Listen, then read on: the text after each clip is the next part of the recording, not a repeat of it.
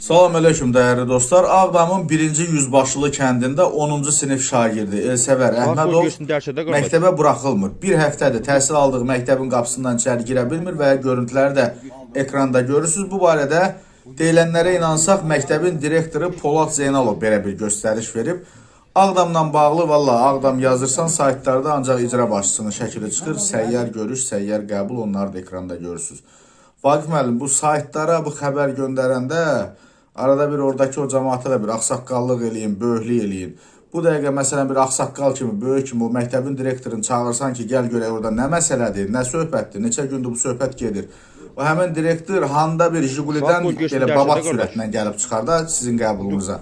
Yəni mən bilirəm ki, rayonlarda icra başçısı, məktəb direktoru, digər qurumların üzərində hansı bir hakimiyyətə sahibdir.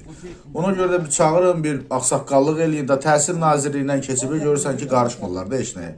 Bu şagird bir həftə dərsdən yayınır, indi deyilənləri görə şagird və müəllimi söyüb. Şagird tərəfinin də iddiasına görə məktəbə komissiya gəlibmiş, şagird məktəbdəki negativ hallar barədə məlumat verib və nəticə etibarilə belə bir vəziyyət yaranır. İndi burada bir balaca bir məktəbdə olan söhbət gəlib çıxıb artıq Bakı şəhərində, mediada, mətbuatda, saytlarda müzakirə olunur.